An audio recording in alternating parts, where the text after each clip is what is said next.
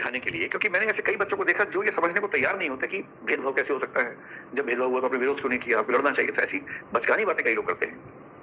तो मुझे लगा कि सामाजिक भेदभाव कैसे काम करता है, कुछ एग्जाम्पल्स आपको देकर समझाता हूँ। और बहुत विचित्र विचित्र एग्जाम्पल्स हैं, हमारे समाज के एग्जाम्पल्स हैं, और जिस भी एग्जाम्पल की बात मैं कर रहा हूँ इंटरनेट पे उसका नाम टाइप करके सर्च कीजिएगा, पढ़िए उस चीज को, आपको पता लग जाएगा। केरल में एक इलाका है जिसको बोलते हैं त्रावणकोर, आपने सुना ही होगा। और ये त्रावणकोर वो इलाका है जो जो अब केरल राज्य जो बना आजादी के बाद उसका हिस्सा बन गया। पहले त्रावणकोर एक साम्राज्य था, किंगडम था, राजशाही थी वहां। निम्न कही जाने वाली जातियों के साथ किस हद तक अन्याय हो सकता है उसका एक एग्जाम्पल त्रावणकोर है। आपको जानकर बड़ा आश्चर्य होगा कि त्रावणकोर में 1924 में जाकर एक कानून पूरी तरह से खत्म हुआ। और वो कानून जानते क्या था, मुझे तो बोलते हुए संकोच हो रहा है। ऐसा कानून था कि जो निम्न जातियां थी, निम्न जातियों के पुरुषों और महिलाओं को एक विशेष टैक्स देना पड़ता था। पुरुषों का था हेड टैक्स, सिर का टैक्स। इसका मतलब ये हुआ कि वो अगर अपने सिर को सीरियसली लेके चल रहे हैं, उसको कुछ छिपा मतलब एक खास तरीके से प्रेजेंट कर रहे हैं, तो उनको टैक्स देना पड़ता था। ये तो खैर बहुत अजीब सा नहीं लग रहा होगा, जो ज्यादा अजीब है वो बताता हूं। त्रावणकोर के राज्य में निम्न जाति की महिलाओं के लिए एक नियम था, और वो नियम ये था कि वो अपने शरीर के ऊपरी हिस्से को, यानी कि अपने सीने को, अपनी छाती को ढक नहीं सकती थी। और यदि पब्लिक प्लेस में, पब्लिक प्लेस की बात कर रहा हूं मैं, सड़क पे भी चल रही है, बाजार में भी जा रही है, तो वो अपने शरीर के ऊपरी हिस्से को ढक नहीं सकती थी। और यदि वो ढकना चाहे तो टैक्स देना पड़ता था। उस टैक्स का नाम था ब्रेस्ट टैक्स। और ये टैक्स केवल निम्न जाति की महिलाओं पर लागू होता था, दलित और कुछ जो ओबीसी बातें हैं उसमें। उसमें एक जाति थी नाडार जाति, जो कि आज की भाषा में ओबीसी जातियों में आती है। एक जाति थी जो एजवा जाति, आपने सुना होगा, एक बहुत ही दलित वंचित जाति वहां की है, केरल की। उस एजवा जाति में एक कहानी चलती है, जैसे हम उत्तर भारत में लोग लक्ष्मीबाई की कहानियां सुन के बड़े होते हैं ना, वहां के बच्चे जिस महिला की कहानी सुन के बड़े होते हैं उसका नाम है नांगेली। कहीं मन करे तो इस महिला का नाम इंटरनेट पे टाइप कीजिए, गूगल पे, उसी कहानियां पढ़िए। क्या कहानी है मैं आपको बताता हूँ। 1802-1803 की कहानी है। ये लड़की एजवा जाति से थी, जो कि दलित जाति थी, निम्न जाति थी। और इस जाति की महिलाओं के लिए जरूरी था कि वो जब पब्लिक प्लेस में चले तो अपना शरीर का ऊपरी हिस्सा खुला लेके चले, कपड़ा उसके ऊपर ना रखें। कितना आप समझ सकते हैं कितना खराब लगता होगा। कुछ लोग कहते हैं कि उस समय केरल की कल्चर का ये सामान्य हिस्सा था, लेकिन अगर ये मजबूरी है और उच्च जाति की महिलाओं पर मजबूरी नहीं है तो कितना अजीब सा लगता होगा, कोई भी सोच सकता है। तो वहां महिलाएं नाराज होती थी, कसमसाती थी, परेशान होती थी, पर अब क्या करें, सिस्टम ही ऐसा है, राजा का आदेश है, सैनिक है, पुलिस है, वो सब सिस्टम ऐसा है, तो क्या करें। इस लड़की से बर्दाश्त नहीं हुआ, और एक ऐसा प्रसंग हुआ कि इसने जब टैक्स मांगा कि इसने टैक्स देने से मना कर दिया, और ये कहा कि मैं तो अपने शरीर को ढक के चलूंगी। बहुत विरोध हुआ, उच्च जातियों की तरफ से विरोध होने लगा कि ये क्या सिस्टम है, ये तो निम्न जातियां इस तरह से बर्ताव करेंगी तो हमारा उच्च होने का मतलब क्या रहेगा। और नियम ये था कि जब टैक्स ऑफिसर आएगा तो एक केले के पत्ते में टैक्स की राशि उसको देनी होती थी। तो जब इसने मना कर दिया तो बात खूब फैलने लगी, राजा तक बात चली गई, फिर नाराजगी बढ़ने लगी राज्य में। तो राजा ने कहा टैक्स ऑफिसर को कि इनके घर पे जाओ, टैक्स वसूल के आओ।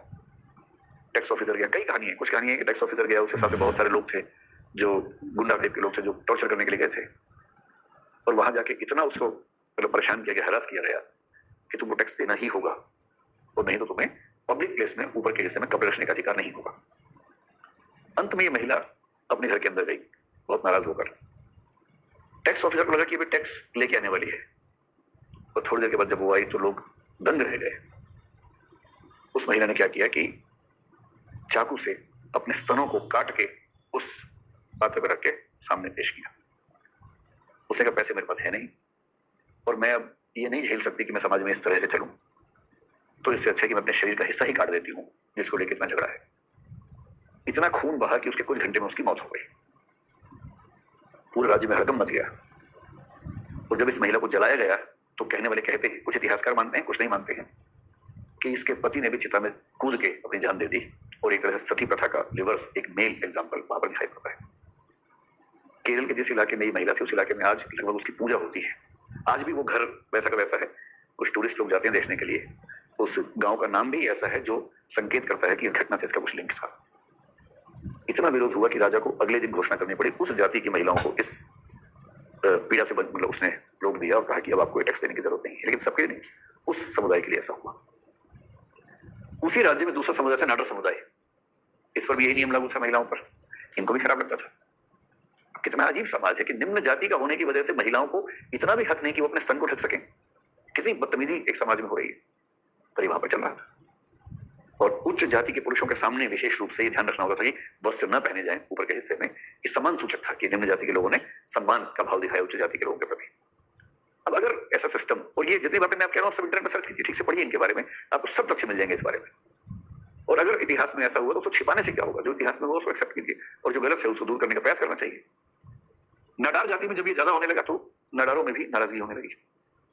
उसी समय ईसाई धर्म भारत में फैलने लगा था। तो जो सीरियन कैथोलिक ईसाई हैं केरल में जो समुदाय है, बहुत सारे नाडार लोग उसमें उस धर्म में दीक्षित होने लग गए। और जब वो ईसाई बनने लगे तो ईसाई धर्म की तरह से कपड़े पहनने लगे। जो नाडार महिलाएं हिंदू थीं वो भी उनको देख के ऐसा प्रयास करने लगी। अब जब वो कपड़े पहनती थी ऊपर के हिस्से में तो तथाकथित उच्च जातियों को बर्दाश्त नहीं होता था, तो उनकी तरफ से विरोध होता था और राजा उच्च जातियों के दबाव में काम कर रहा था। तो वहां पर सोशल टेंशन होने लगी, सामाजिक तनाव। सोचिए, सामाजिक तनाव इस मुद्दे पर हो गया कि निम्न जाति की महिलाओं को अपने शरीर पर कपड़े पहनने का हक है कि नहीं, इस पर झगड़ा हुआ।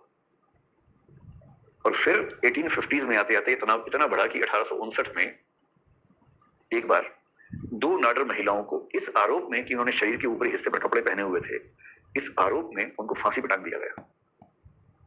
और जिस दिन ये घटना घटी उस दिन नाडर समाज ने एक विद्रोह किया, बहुत बड़ा विद्रोह किया। और उस विद्रोह का परिणाम यह हुआ कि राजा को उसके तुरंत बाद घोषणा करनी पड़ी और नाडर महिलाओं को यह अधिकार देना पड़ा कि वो अपने शरीर पर कपड़े अपनी इच्छा से पहन सकती हैं। हालांकि उसमें भी स्पष्ट था कि उच्च जाति की महिला जिस तरह से कपड़े पहनती हैं उस स्टाइल से नहीं पहनेंगी, ऐसा आदेश आया। हालांकि उस आदेश का बहुत महत्व था नहीं, उसको महत्व दिया भी नहीं गया। ये मैं एग्जाम्पल बता रहा हूँ। अमेरिका में श्वेत अश्वेत के मामले में ऐसे हजारों एग्जाम्पल्स हैं कि अश्वेत व्यक्तियों के साथ क्या क्या नहीं हुआ, दासों के साथ क्या क्या नहीं हुआ, पूरे के पूरे परिवारों को खत्म कर दिया गया टॉर्चर करके। ऐसी हजारों कहानियां हैं अमेरिका में। भारत में जाति के मसले में, किसी किसी देश में धर्म के मसले में, पाकिस्तान में हो सकता है कि वहां के जो अल्पसंख्यक हैं, हिंदू हैं या सिख हैं या ईसाई हैं, उनके साथ ही ज्यादती होती है। ऐसी घटनाएं हम सुनते हुए बीच बीच में।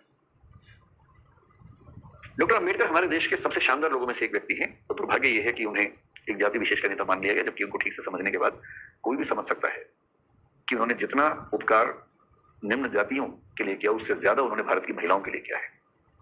उससे ज्यादा एक शानदार संविधान हमारे देश को देकर उपकार किया है। डॉक्टर अम्बेडकर एक केस स्टडी है इस मामले में। वो जिस परिवार में पैदा हुए उसमें 14 बच्चे थे, जिनमें अंतिम नंबर पर वो थे। 14वें बच्चे थे अपने परिवार में। इनके पूरे खानदान में कोई पढ़ा लिखा नहीं था। इनके पिताजी ब्रिटिश इंडियन आर्मी में सैनिक थे और इसलिए थोड़ा बहुत इनको महत्व मिल गया, अधिकार मिल गए। ये भी एक अनुसूचित जाति से, दलित जाति से थे, जिसका महार नाम आपने सुना होगा। महार जाति से थे महाराष्ट्र में। ऐसी हालत की क्योंकि इनके पिताजी एक अच्छी नौकरी में थे, इसलिए इनको चांस मिल गया कि स्कूल में पढ़ सके। उन्होंने अपने बारे में लिखा है, अपनी आत्मकथा में लिखा है कि जब वो स्कूल जाते थे वो अपने स्कूल के अकेले ऐसे बच्चे थे जो दलित बच्चे थे। और जब वो स्कूल जाते थे तो वहां नियम यह था कि भाई जो दलित बच्चा है वो क्लास के अंदर नहीं बैठेगा, तो क्लास के बाहर बैठ के चीजों को समझना। फिर बैठने के लिए दरी का एक हिस्सा अपने साथ घर से लेके जाना होता था। वहां के किसी बेंच को या किसी फर्नीचर को खराब नहीं कर सकते थे। सबसे रोचक बात यह थी कि पानी अगर पीना हो तो पानी कैसे पिए? तो जो घड़ा था और जो घड़े से पानी निकालने वाला बर्तन था, कंडीशन थी कि दलित बच्चा उनको हाथ नहीं लगाएगा। तो स्कूल में एक चपरासी था, पीएम था, जिसका काम था कि अगर उसको प्यास लगे तो मटके से पानी निकाल के ऊपर से देता था कि टच ना हो जाए। और अम्बेडकर जी ने लिखा है अपनी आत्मकथा में, नो पीएम नो वाटर, कि अगर किसी दिन चपरासी गलती छुट्टी पर रह गया ना, उस पूरे दिन पानी पीने का ऑप्शन नहीं होता था। मतलब कोई बच्चा दया करके पिला दिया अलग बात है, लेकिन सिस्टम के तौर पर ये ऑप्शन नहीं था। जब चौथी क्लास उन्होंने पास की तो उनके जाति में उत्सव मनाया गया, क्योंकि उनके पूरे समुदाय में पहली बार कोई चौथी क्लास पास हुआ था। और लोगों को लगा कि इतनी ऊंची पढ़ाई कर ली इस बच्चे ने। और फिर उस बच्चे ने अमेरिका से, इंग्लैंड से डबल डॉक्टरेट की, डबल पीएचडी की और उसके बाद भारत के संविधान को लिखने में बहुत महत्वपूर्ण भूमिका निभाई। डॉक्टर अम्बेडकर के साथ जो हो रहा था वो इंडिविजुअल डिस्क्रिमिनेशन नहीं था, वो एक सोशल डिस्क्रिमिनेशन का हिस्सा था, जो जिसका असर इंडिविजुअल उस व्यक्ति के ऊपर आया था। नांगेली के साथ जो हुआ वो इंडिविजुअल मामला इस सेंस में है कि उसके साथ हुआ, लेकिन वो एक सोशल सिस्टम था जिसमें उस जाति की सब महिलाओं को वो झेलना पड़ता था, पुरुषों को भी झेलना पड़ता था अलग तरीके से। यही नाडर महिलाओं के साथ। और ऐसे डेप्रिवेशन की, ऐसे वंचन की, शोषण की, दमन की लाखों कहानियां दुनिया के इतिहास में है, दुनिया के हर देश के इतिहास में है, भारत के इतिहास में भी है। और जब हम इस बात को समझते हैं कि बहुत सारे समुदाय इन स्थितियों से निकले हैं, और ये बात कब की हो रही है? 1924 तक त्रावणकोर में इस तरह के टेक्स्ट चल रहे थे। अभी 100 साल भी नहीं हुए इस बात के। और तब हमें समझना पड़ता है कि जब हम सामाजिक भेदभाव की बात करें तो इस बात को समझें कि हम सब